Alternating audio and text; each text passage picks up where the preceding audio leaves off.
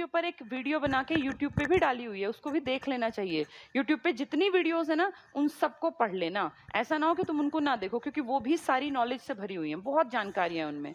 तो उसी में यूनेस्को पढ़ाया था, United Nations Education Science and Cultural organisation.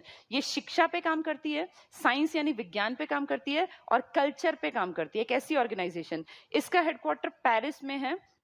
Paris France की राजधानी है, और पेरिस आपका पड़ता है सीन नदी के किनारे। पेपर में ऐसे क्वेश्चंस आ जाते हैं, पेरिस किस नदी के किनारे है? सीन नदी के किनारे। ये देखो स है ना पीछे, स से ही स्टार्ट है सीन नदी। फ्रांस की राजधानी है। इसको फैशन की नगरी भी कहते हैं, पेरिस को ही फैशन की नगरी भी कहा जाता है। चलो आगे बढ़ते हैं। तो यूनेस्को की वर्ल्ड हेरिटेज लिस्ट में, विश्व धरोहर सूची में शामिल है कौन सा मंदिर? हमारा बृहदेश्वर मंदिर। कब बन के तैयार हुआ? 1010 में। ग्रेनाइट से बना है, राजराज प्रथम नाम के राजा ने बनाया। राजराज की नौसेना बहुत अच्छी है, स्थानीय स्वशासन बहुत अच्छा है। आगे बढ़ते हैं। उसका बेटा है राजेंद्र प्रथम। जैसे पिता थे वैसा ही बेटा हुआ, इनफैक्ट उनसे बढ़ के इसने काम किया, इसने और तगड़ा काम किया। राजराज का पुत्र है राजेंद्र प्रथम। पिताजी का नाम राजराज प्रथम और बेटे का नाम राजेंद्र प्रथम। पिताजी का नाम ज्यादा लंबा है, बेटे का थोड़ा, दोनों के नाम में राज दिखेगा। वो राज था, ये राज इंद्र है। ठीक है। संपूर्ण श्रीलंका जीता। अब देखना, श्रीलंका पे कब्जा तो इसके पिताजी ने भी तो किया था, आक्रमण किया था, उत्तरी हिस्सा जीता था, अनुराधापुर बताया था। इसने अपने पिताजी के, उतनी तो थी ही टेरिटरी, और आगे बढ़ के पूरा श्रीलंका जीत लिया। किसने? राजेंद्र प्रथम ने। पिताजी कौन थे? राजराज प्रथम। राजेंद्र प्रथम ने दक्षिण भारत से उत्तर भारत की ओर अभियान, वेरी वेरी इंपॉर्टेंट। इसके पिताजी उड़ीसा पे आके रुक गए थे ना, उड़ीसा में, कलिंग में, लेकिन उड़ीसा से ऊपर बंगाल, उड़ीसा तक का इलाका तो फिर भी दक्षिण भारत की टेरिटरी में था। अब बंगाल जब आएगा ना तो उत्तर भारत आ गया। पिताजी ने कलिंग तक कोशिश की, इसने और आगे बढ़ के काम किया। देखो क्या किया, राजेंद्र प्रथम ने दक्षिण भारत से उत्तर की ओर अभियान चलाया। ये इंपॉर्टेंट पॉइंट है, पूछ लेंगे, किस चोल सम्राट ने दक्षिण भारत से उत्तर की तरफ अभियान चलाया?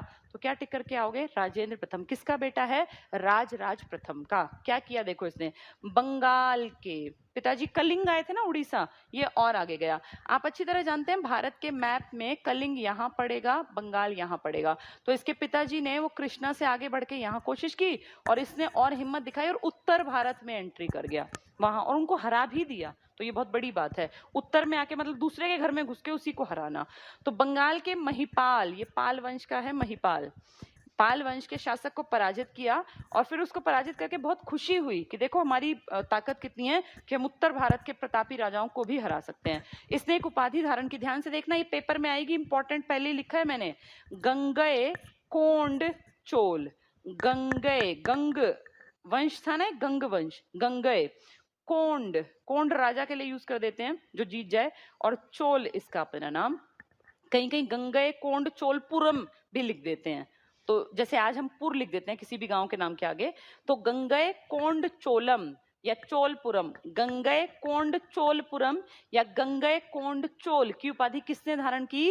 राजेंद्र प्रथम ने। किस खुशी में? दक्षिण का राजा है, पिताजी ने उड़ीसा तक काम किया, इसने बंगाल के राजा पे अटैक भी किया और उसको हरा भी दिया, पाल वंश के महिपाल को। ये बहुत बड़ी बात थी। उत्तर से दक्षिण जाना बड़ी बात नहीं थी, सब जाते थे, कोशिश करते थे, लेकिन दक्षिण के राजा उत्तर में आ जाएं तो ये बहुत बहुत एक तरह से ये माना जाता है कि प्रतापी राजा है। कौन है वो? राजेंद्र प्रथम। तो उपाधि क्या धारण कर ली?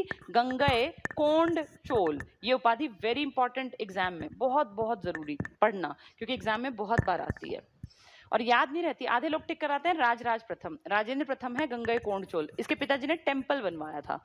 नेक्स्ट देखो, चोल गंगनम झील। अब गंगई कोंड चोलम तो उसकी उपाधि है, ये एक झील बना दी, और झील कहाँ बनाई है जानते हो? बंगाल की खाड़ी में। तो बंगाल की खाड़ी के पास एक झील खुदवाई इन्होंने, कृत्रिम झील बनवाई। राजा अपनी जीत की खुशी में तो सिक्के चलाते थे या नहर बनवाते थे या कहीं शहर बसाते थे या झील बना। तो इसने उत्तर भारत के जब महिपाल को हराया, पाल वंश के महिपाल को, तो खुश होके पहले तो उपाधि गंगई कोंड चोलम ये उपाधि धारण की, और फिर बोला एक झील भी बनवा दो। ऑलरेडी पानी था वहां बंगाल की खाड़ी के पास एक झील खुदवा दी। नाम क्या रखा?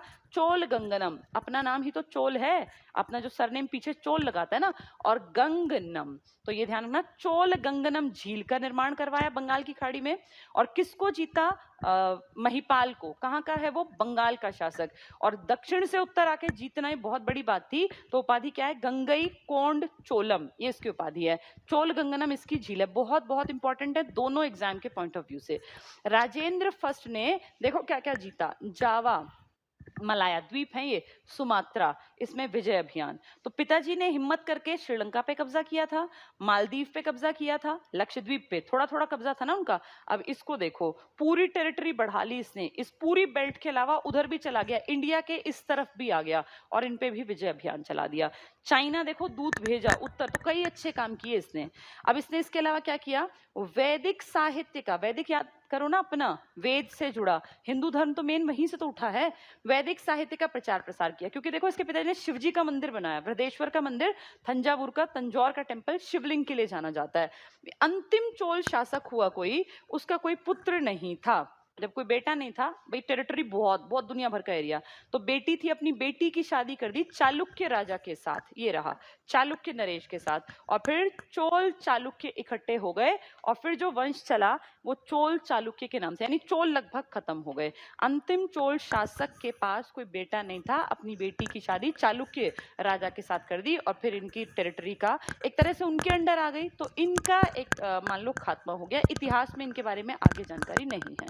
तो हमने देखा कि चोल अपने टाइम के बेस्ट राजा हैं, और दो सबसे बड़े अगर कहेंगे सबसे ज्यादा जिन्होंने काम किया, तो राज प्रथम या राजा प्रथम, और दूसरा राजेंद्र प्रथम, इसी का बेटा। एक ने कोशिश करके, सबसे पहले स्टार्टिंग देखा हमने जिसने की, देखो सामंत से उठा था विजयालय, फिर परांतक फर्स्ट ने कोशिश करके कन्याकुमारी तक का इलाका जीता, फिर आगे राज प्रथम ने तो पूरा एरिया श्रीलंका पे आक्रमण किया, उत्तरी हिस्सा जीत लिया, उसने अपने व्यापार को बढ़ावा दिया, बहुत बढ़िया नौसेना का मालिक था, टेम्पल बनवाया तमिलनाडु के तंजावुर में, किस नाम से? बृहदेश्वर मंदिर, राजेश्वर मंदिर, और उसके बेटे को पिताजी की बनी बनाई टेरिटरी को और आगे बढ़ा दिया, क्योंकि बेस स्ट्रांग था, लड़का लायक था। कई बार क्या होता है, बच्चे जब लायक नहीं होते ना, तो पूर्वजों की लाई संपत्ति को वो खत्म कर देते हैं, लेकिन अगर बच्चे लायक हो तो वो पूर्वजों के काम को और ज्यादा आगे बढ़ाते हैं। तभी आज हम पढ़ रहे हैं राजेंद्र प्रथम को, किसका बेटा है? राज प्रथम का। तो राज प्रथम ने धीरे धीरे कोशिश की थी आसपास, इसके बेटे ने और हिम्मत जुटाई, और देखो कहां उत्तर के राजा को, महिपाल को हराया, और क्या उपाधि धारण की? गंगई कोंड चोलम। कौन सी झील बनवाई? चोल गंगनम। ये बहुत बड़ी बात है, दोनों चीजें इंपॉर्टेंट है ये हिस्ट्री में। इसके अलावा मलाया, जावा, सुमात्रा पे इसका राज हो गया। इन सब एरियाज को आगे बढ़ने में जो हेल्प कर रही थी इनकी, वो थी इनकी नौसेना। इनके दो बेस्ट पॉइंट हैं, एक नौसेना बहुत ताकतवर थी, और एक इन्होंने जनता को स्थानीय स्वशासन से प्रेरित करके काम दिया कि भाई तुम सब अपना काम चलाओ। तो ये चालुक्य नरेश। लास्ट स्लाइड इसकी है ये। चोल की विशेषताएं क्या है, क्यों पढ़ रहे हैं इसको, क्यों याद रखें? तो देखो पहली विशेषता, बेस्ट नौसेना। करिकाल जब था संगम में तब भी नौसेना बेस्ट थी, और अब जब ये विजयालय आया, परांतक आया, राजा आया, या फिर ये अपना ये राजेंद्र प्रथम, इन सब के टाइम में भी तो इनसे बढ़िया नौसेना किसी की नहीं थी। देखो इनकी नौसेना ने चेर की नौसेना भी हरा दी थी। तो सबसे ज्यादा ताकतवर अगर दक्षिण भारत में कोई है तो वो चोल थे। इंटरनेशनल ट्रेड करते थे, व्यापार। आप ये देखो, आज हम मानते हैं कि जितना ज्यादा हम व्यापार करेंगे हम उतना आगे बढ़ेंगे। इंडिया आज भी कोशिश करता है ना व्यापार करें, खूब ज्यादा हम यहाँ से अपना चीजों का बाहर भेजें, हमारी चीजों की डिमांड हो। चाइना की चीजों को बाइकआउट करने का जो ये अभियान चल रहा है, ये इसलिए तो ताकि उसके ट्रेड पे फर्क पड़े। जो हम ये बातें कर रहे हैं, किसी भी देश की ताकत होती है वो कितना व्यापार करता है, बाहर कितना सामान जाता है, क्योंकि उसके बदले पैसा आएगा, उसके बदले कोई धन आएगा, सोना आएगा। तो इनका ट्रेड देखो कहाँ कहाँ, श्रीलंका इनके पास था, ये पूरी बेल्ट जो है सुमात्रा, मलाया, जावा वाली, ये इनके पास, इधर मालदीव इनके पास। तो इंटरनेशनल ट्रेड, छोटे से राजा ही तो हैं, उत्तर भारत के राजा थोड़ी है, तब भी इंटरनेशनल ट्रेड था। और एक खास बात, गोल्ड कॉइन्स बहुत थे, गोल्ड कॉइन्स। और आप अगर जानते हो, आज भी ना उत्तर भारत में गोल्ड का उतना ट्रेंड नहीं है जितना दक्षिण भारत में। अनमैरिड लड़कियों के लिए भी पेरेंट्स पेरेंट्स जरूर कंपलसरी मान लीजिए चेन बनवा देते हैं और ईयर रिंग्स, मतलब हमारे यहाँ चेन जो है शादी ब्याह में सोची जाती है, यहाँ बच्ची छोटी छोटी बच्चियां होती है ना, उनको भी सोने के ईयर रिंग्स और गोल्ड चेन, ये मतलब कंपलसरी टाइप का एक कल्चर है। तो यहाँ गोल्ड की बहुत इंपॉर्टेंस है। तो गोल्ड किस सभ्यता में ज्यादा होगा? जो अमीर होंगे, अमीर होंगे वही व्यापार करेंगे, व्यापार करके ही अमीर होंगे, और इनकी मुद्राएं गोल्ड में दुनिया भर की मिली हैं। तो इससे दिखता है कि ये स्ट्रांग थी इकोनॉमी। देखो इन्होंने क्या क्या अपनाया था। श्रीलंका इनका हो गया था, अनुराधापुर राजधानी। मालदीव आज हमसे दूर पड़ते हैं, ये विदेश है हमारे लिए, ये इंटरनेशनल लेवल की कंट्रीज हैं, ये उस टाइम इनकी थी, इन राजाओं की। और 1200 द्वीपों पर विजय, तो ये अपने आप में दिखाता है कि कितने ताकतवर थे। शिक्षा पे इन्होंने काम किया, जो आज हमारी नीड है ना कि हमारी सरकार शिक्षा पे काम कर दे अच्छी तरह, और अस्पताल पे, और इन दोनों का ही बहुत बुरा हाल है। नहीं अस्पतालों की हालत अच्छी है और शिक्षा का तो बंटाधार हर किसी को पता है। तुम में जितने लोग मुझे सुन रहे हैं, कोई अपने बच्चे को सरकारी स्कूल में पढ़ाना नहीं चाहता।